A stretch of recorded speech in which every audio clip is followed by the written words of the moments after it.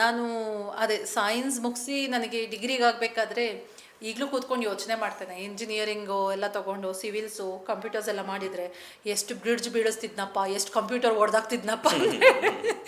ಸ್ವಲ್ಪ ಅದರ ಬಗ್ಗೆ ನನಗೆ ಆಸಕ್ತಿ ಬರಲಿಲ್ಲ. ಇಂಜಿನಿಯರಿಂಗ್ ಅಥವಾ ಮೆಡಿಸಿನ್ ಆ ಫೀಲ್ಡಿಗೆ ಹೋಗ್ಲಿಕ್ಕೆ ಇಷ್ಟ ಆಗಲಿಲ್ಲ ನನಗೆ. ಬಟ್ ಇಂಜಿನಿಯರಿಂಗ್ ಸೀಟ್ ಸಿಕ್ಕಿತ್ತು ನನಗೆ, ಆರಾಮಾಗಿ ಹೋಗ್ಬೋದಿತ್ತು. ನಾನು ಸ್ವಲ್ಪ ಲೈಫ್ ಸೈನ್ಸೇ ಹೋಗ್ತೇನೆ ಅಂತ ಹೇಳಿ, ನಮಗೆ ಇವಾಗೆಲ್ಲ ಹೇಗಿದೆ ಅಂದರೆ ಅಗ್ರಿಕಲ್ಚರ್ ಸೈನ್ಸ್ ಎಲ್ಲ CET ಇನ್ಕ್ಲೂಡ್ ಆಗುತ್ತೆ. ಇಲ್ಲ, ನನಗೆ ಜರ್ನಲಿಸಮ್ ಮಾಡಬೇಕು ಅಂತ ಆಸಕ್ತಿ ಇದ್ದದ್ದು. PUCಯಲ್ಲಿ ನಾನು ಆರ್ಟ್ಸ್ ತಗೊಂಡಿದ್ರೆ ಬಹುಶಃ ನಾನು ಜರ್ನಲಿಸಮೇ ಹೋಗ್ತಾ ಇದ್ದೆ.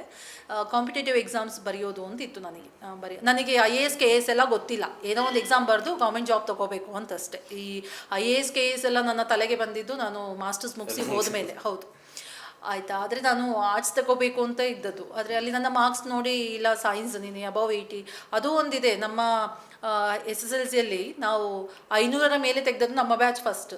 ನಮಗೆ ದಿವಾಕರ್ ಸರ್ ಅಂತ ಹೇಳಿ ನಾವು ಎಷ್ಟು ಮಾರ್ಕ್ ತೆಗೆದಿದ್ದೇವೆ ಅಷ್ಟು ಹಣ ಕೊಟ್ಟಿದ್ರು ಗಿಫ್ಟ್ ಆಗಿ. ಮತ್ತು ನಮ್ಮ ಅಲ್ಲಿದ್ದು ಪ್ರಿನ್ಸಿಪಲ್ ಮ್ಯಾಮ್ ಜಾನಕಿ ಮ್ಯಾಮ್ ಅವರು ಗಿಫ್ಟ್ ಕೊಟ್ಟಿದ್ರು ನಮಗೆ. ಅಂದರೆ ಫಸ್ಟ್ ಟೈಮ್ ನೀವು 500 ಕ್ರಾಸ್ ಆಗಿದ್ದೀರಾ ನಮ್ಮ ಸ್ಕೂಲಲ್ಲಿ ಅಂತ ಹೇಳಿ. ಅಲ್ಲ, ನಾವಿಬ್ರು ಬಂದದ್ದು 500 ಅಬವ್. ನಮ್ಗಿಬ್ರಿಗೂ ಕೂಡ ನಾವು ಎಷ್ಟು ಮಾರ್ಕ್ಸ್ ತೆಗೆದಿದ್ದೀವಿ ಅಷ್ಟು ಅಮೌಂಟ್ ಕೊಟ್ಟಿದ್ದಾರೆ ಅವರು. ದೊಡ್ಡ ಅಮೌಂಟ್. ಈಗ 500 ರೂಪಾಯಿ ಈಗಲೂ ದೊಡ್ಡ ಅಮೌಂಟೇ. ಆಗ 500 ಪ್ಲಸ್ ತೆಗೆದದ್ದು ಸಂಗತಿ. ಪೂರ್ತಿ ವಿಡಿಯೋ ನೋಡಿ ಕೂರ್ಬಸ್ ಯೂಟ್ಯೂಬ್ ಚಾನಲ್ನಲ್ಲಿ.